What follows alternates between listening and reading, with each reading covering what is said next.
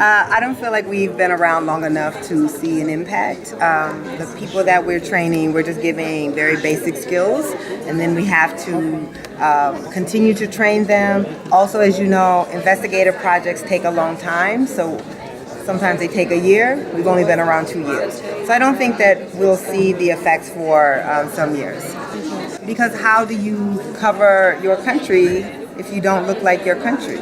I think people tend to think that it's about being nice or politically correct, but it really is about if you want an accurate report, if you want to truly reflect what your country is like, your newsrooms have to have people from those communities. There's just stories that you're not going to get. I'll give you a good example. You know, we're having the crisis on our border between Mexico right now, our asylum crisis. You have journalists who are going down there who don't speak the language. They're having to rely on border officials to translate. How can you trust a border official who's working for the federal government to do correct translation? When you don't have people who can speak the language, who know the culture, you just can't get the same type of reporting. So I think that's a great example. In my community, I can talk to people. People will allow me to interview them, and they won't allow the white reporter to do the same type of interview. I'm going to understand the nuances of what they're saying. I'm going to understand the experience. So it is not an accident that our newsrooms are white, and when you open the paper, who gets covered in the paper? What gets covered? That's not an accident. When you have people from those communities, it changes what you cover and you reflect your actual country.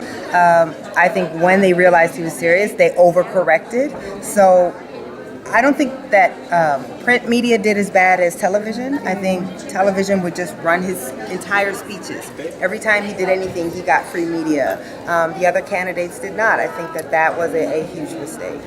I mean, the book, I think what is different about this book from my other work is the tracing it all the way back to slavery, to saying that the same country that made it illegal to teach black people to read, it should not be surprising that we now have black children in schools where they cannot read, that this is a direct line. And I think that's what's going to be new. Is in America, we tend not to think about our past. We tend not to understand the way that our past has impact on the way that we treat people today, and I'm making that connection. I think people will also be surprised. So Detroit is the poorest major city in the country, and the school that I'm in is the poorest school in the poorest city. I think people will be surprised by what education looks like in America when you look at a poor school with no textbooks, with not enough teachers, with roaches and rats in the United States. I think that will be surprising to people.